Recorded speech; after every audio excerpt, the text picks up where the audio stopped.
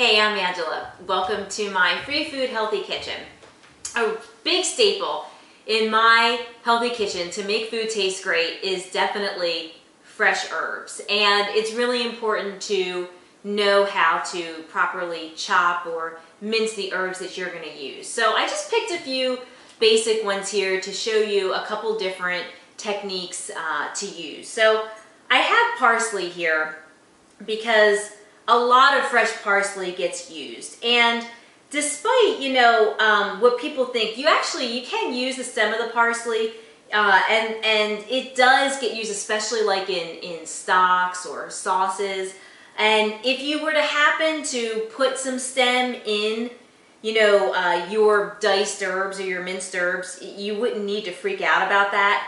But when recipes say to pick to pick your parsley or to pick your herbs, they just mean to kind of remove that thicker part of the stem.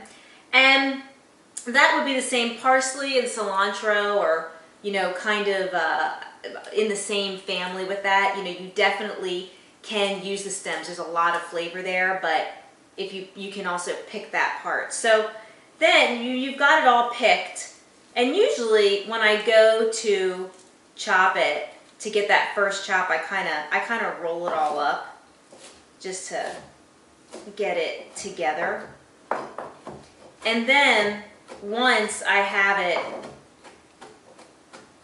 roughly chopped, then that's where the mincing really comes in. And when you mince, when you're using a French knife, as I have here, you're really relying more on the middle and the back of the knife to do the cutting for you. And your left hand, if you're right-handed, your left hand here, this guy, is more sitting on the top of the knife here as you work the middle and back part of the knife to do the mincing for you. Now, if you were mincing parsley for a fine restaurant or something like that, they would tell you, and the parsley were going to be used for like garnish or something, they would tell you that the parsley would need to be dampened and with a damp cloth and sifted with cheesecloth, and it has to be super fine and so that it can be sprinkled. And you can take this as fine as you want. Typically, minced parsley though is super fine like sand. And you don't want any big pieces, because parsley usually is kind of hard to chew. It's one of the herbs that's tougher to chew. So unlike basil, you don't want to leave it in big chunks. You do want it pretty fine. So I'm going for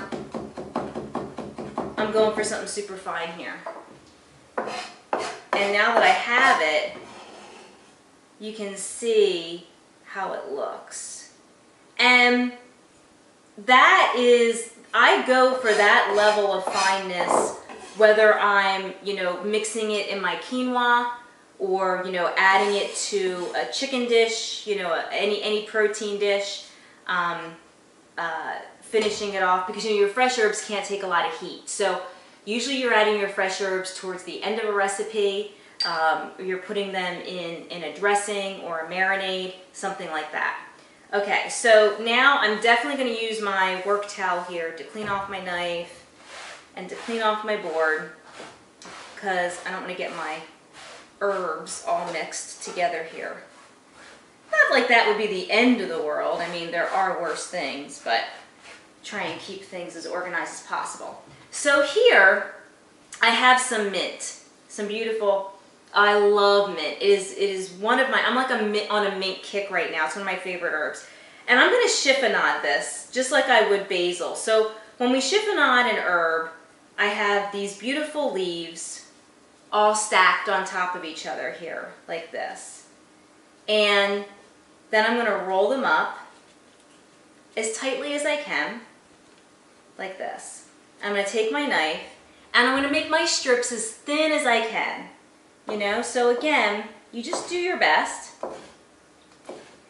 and you end up with these little thin strips. and that is called a chiffonade. And I do this with mint a lot, I do this with basil a lot, and it almost kind of looks like a confetti, like ribbons. It's really pretty. And it's really, it looks beautiful on a salad, or to finish any dish, on a garnish. And it's pretty easy, it's pretty fast too. So that's a chiffonade of mint. And then I have some fresh thyme here. And thyme I always have in my fridge because you need it, I think, for pan sauces, and it goes great with so many proteins and whole grains as well.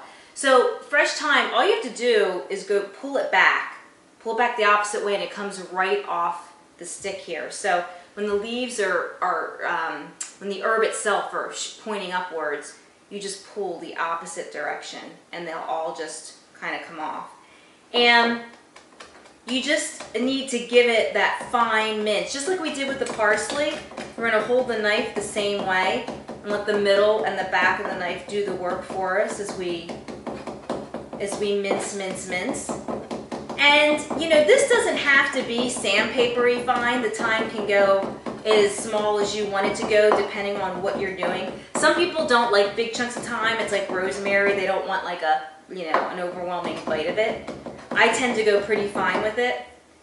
And I find I need to chop a lot of thyme to get the flavor that I want. And so that's Chopping Herbs 101.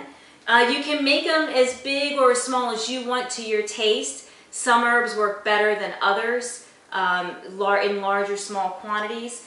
That's how I like to eat my herbs. So I would say play around and see what works for you. And as always, cook and cut to your taste.